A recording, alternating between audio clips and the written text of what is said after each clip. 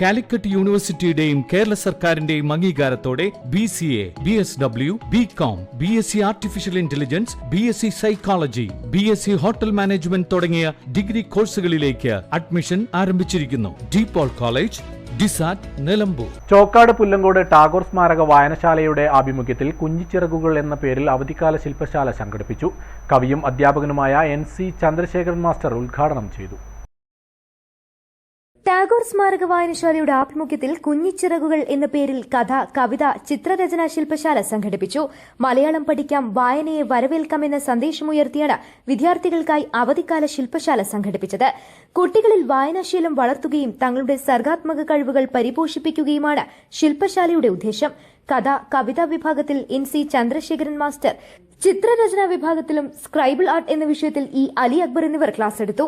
ശ്രാമ്പിക്കലിൽ നടന്ന പരിപാടിയിൽ നിരവധി വിദ്യാർത്ഥികൾ പങ്കെടുത്തു. വായനശാല പ്രസിഡന്റ് K. അലി അധ്യക്ഷത വഹിച്ചു. C. Pushpalatha, P. Rajagopal, C. Muraleedharan എന്നിവർ സംസാരിച്ചു. വായനശാല സെക്രട്ടറി KS അൻവർ സ്വാഗതവും V. അരവിന്ദാക്ഷൻ നന്ദിയും പറഞ്ഞു. News bureau, Chokkad.